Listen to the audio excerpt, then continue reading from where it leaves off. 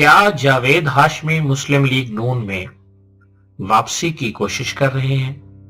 یہ سوال پچھلے چند دنوں میں لا تعداد مرتبہ مجھ سے پوچھا جا چکا ہے اور میں ہر مرتبہ یہی کہتا ہوں کہ جاوید ہاشمی کو سیاست میں زندہ رہنے کے لیے مسلم لیگ نون کی ضرورت نہیں ہے۔ حال ہی میں جاوید ہاشمی نے 2014 میں عمران خان اور طاہر القادری کے دھرنے کے بارے میں اپنے کچھ پرانے بیانات کو نئے انداز میں دہرایا اور کہا ہے کہ 2014 میں عدلیہ کے ذریعے جوڈیشل مارشل لا لگا کر نواز شریف کو فارغ کرنے کا منصوبہ بنایا گیا تھا۔ جاوید ہاشمی کے اس بیان کی ٹائمنگ بہت اہم تھی۔ سپریم کورٹ میں نواز شریف اور ان کے خاندان کے خلاف پاناما پیپرز کیس کی سماعت سے صرف چند دن قبل اس بیان کو ججوں پر اثر انداز ہونے کی کوشش سمجھا گیا۔ یاران نکتہ دان نے یہ بھی کہا کہ 26 دسمبر 2016 کو لاہور میں خواجہ محمد رفیق کی برسی میں مسلم لیگی کارکنوں کی طرف سے جاوید ہاشمی کا بھرپور استقبال اور ان کے حق میں نعرے، اسٹیج پر حمزہ شہباز اور خواجہ محمد آصف کی موجودگی میں جاوید ہاشمی ایک دوستانہ تقریر اور اس تقریب کے بعد ہاشمی صاحب کی خواجہ سعد رفیق کے ساتھ خفیہ ملاقات کے نتیجے میں جوڈیشل مارشل لا والا بیان آیا۔ اتفاق سے اس تقریب کے اسٹیج پر یہ خاکسار بھی موجود تھا۔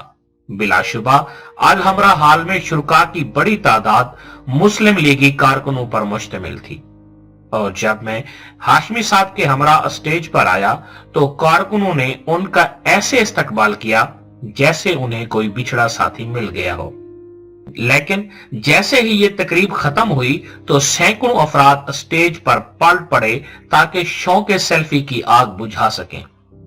اس آگ سے بچنے کے لیے سعد رفیق اسٹیج کے عقبی راستے سے فرار ہو گئے اور میں بھی ان کے پیچھے پیچھے بھاگنے لگا۔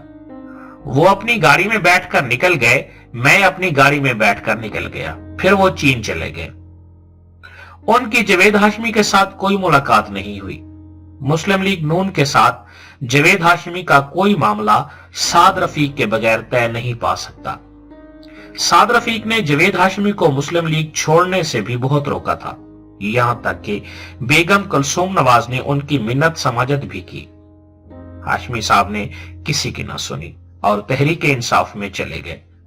عمران خان نے انہیں تحریک انصاف کا صدر بنایا، لیکن جب انہیں احساس ہوا کہ وہ عمران خان کے رفیق طارر یا ممنون حسین برکر ملک کی کوئی خدمت نہیں کر سکتے تو انہوں نے تحریک انصاف کو بھی خیر آباد کہہ دیا۔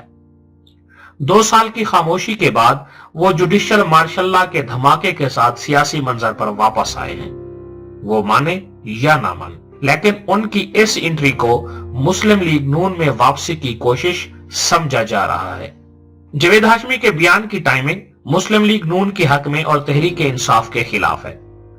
پاناما کیس کی سماعت سے صرف ایک دن پہلے عمران خان نے بھی ایک دھواں دار پریس کانفرنس کی، جو دلائل ان کے وکلاء کو عدالت میں دینے تھے وہی دلائل عمران خان نے میڈیا پر پیش کر کے کچھ دیر کے لیے کھلبلی مچا دی، اور مسلم لیگ نون نے اس پریس کانفرنس کو ججوں پر اثر انداز ہونے کی کوشش قرار دیا۔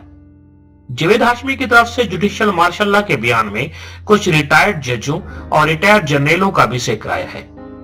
قارئین، سامعین اور ناظرین یاد کریں، اس خاکسار نے نومبر 2013 میں عرض کیا تھا کہ 2014 میں ایک لانگ مارچ ہوگا۔ لانگ مارچ کرنے والے کہیں گے کہ وہ نواز شریف ہٹانا چاہتے ہیں، لیکن اس لانگ مارچ کا اصل مقصد صرف اور صرف پرویز مشرف کو آئین سے غداری کے مقدمے سے بچانا اور پاکستان سے بھگانا ہوگا۔ 2014 میں لانگ مارچ شروع ہوا تو میں نے بار بار اپنا موقف دہرایا، اور جب نواز شریف حکومت نے مشرف کو پاکستان سے بھگانے پر رضامندی ظاہر کر دی تو اس پر دباؤ ختم کر دیا گیا۔ حکومت نے مشرف کو بھگانے کے لیے سپریم کورٹ کی آڑ لی، حالانکہ سپریم کورٹ کے حکم مشرف کے بارے میں ایک گول مول سی بات کہی گئی تھی۔ پچھلے دنوں مشرف نے ایک ٹی وی انٹرویو کے ذریعے واضح کر دیا کہ سابق آرمی چیف رحیل شریف نے حکومت اور عدلیہ کے ذریعے انہیں ریلیف دلایا تھا۔ मुशर्रफ के इस बयान पर हुकूमत खामोश रही। वजीर आजम हाउस ने यह वजाहत तो कर दी कि नवाज शरीफ ने मुशर्रफ को 2 जर्नलों के खिलाफ कभी कुछ नहीं कहा, लेकिन बाकी मामले पर खामोशी रही। लंबी लंबी प्रेस कॉन्फ्रेंसें करने चौधरी चौधरी निसार अली खान भी खामोश रहे। अदलिया के पास कोई वजारत इतलात है, ना ISPR है।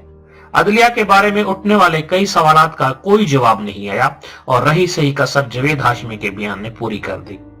मुल्क के कुछ मारूफ वकला ने जावेद हाशमी के दावे को गलत करार दिया है और कहा है कि 2014 में धरने की साजिश सुप्रीम कोर्ट के जजों ने नहीं बल्कि किसी और ने तैयार की थी। काश कि इस मुल्क में सहाफत मुकम्मल आजाद होती तो मैं भी कुछ बातें खुलकर लिख देता। आइन के आर्टिकल 19 में आजादी इजहार को कुछ और इदारों की साख से मशरूत रखा गया है। इस हकीकत से इनकार मुमकिन नहीं कि जस्टिस मुनीर और जस्टिस अनवारुल हक जैसे जजों ने अपने हाथ से नजरिया जरूरत का फंदा इजाद करके अदलिया की साख को बार बार फांसी दी। लेकिन क्या पाकिस्तान में गलतियां सिर्फ जजों ने की है?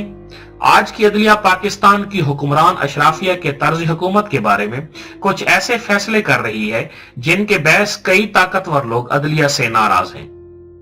मुस्लिम लीग नून बज़ाहिर तो अदलिया पर एतमाद का इजहार करती है, लेकिन मुस्लिम लीग नून के असल जज्बात चौधरी निसार अली खान की तरफ से काजी फैज ईसा कमीशन के खिलाफ गुस्से से भरी प्रेस कॉन्फ्रेंस में सामने आ चुके हैं। तहरीक इंसाफ और उसके इत्तेहादी भी अदलिया के बारे में कहते कुछ हैं और सोशल मीडिया पर करते कुछ और हैं। पीपल्स पार्टी की अदलिया के बारे में राय ढकी छुपी नहीं। आसिफ जरदारी से एतजाज एहसन तक सबका ख्याल है कि ये अदलिया यूसुफ रजा गिलानी को नाअहल करार दे सकती है, लेकिन नवाज शरीफ को नहीं। परवेज मुशर्रफ तो खुल्लम खुल्ला कह चुके कि अदलिया के फैसले मुनसिफाना नहीं होते। आज की अदलिया को हुक्मरान अशराफिया की एक ऐसी मुनाफकत का सामना है जिसमें कुछ सियासी खिलाड़ी मैदान में एक दूसरे के खिलाफ खेल रहे हैं, लेकिन मैदान के बाहर अदलिया के खिलाफ मुतहद हैं। अदलिया अजीब इम्तिहान से दो चार है। अदलिया को इंसाफ भी करना है और अपने दामद को इल्जामात के दागों से भी बचाना है। साबिक चीफ जस्टिस नासिर उल मलिक जुडिशल मार्शल लॉ वाले बयान पर खामोश है और अनवर जहीर जमाली साबिक सदर मुशर्रफ के दावों पर खामोश है। हर जज इफ्तिखार मोहम्मद चौधरी नहीं होता जिन्होंने सियासी जमात बना ली। पाकिस्तान की मौजूदा अदलिया को सियासी साजिशों की परवाह न करते हुए सिर्फ और सिर्फ अपने फैसलों के जरिए बोलना है और वो दिन दूर नहीं जब जजों के फैसले जोर जोर से बोलेंगे और अहले वतन अपनी अदलिया पर नाज करेंगे।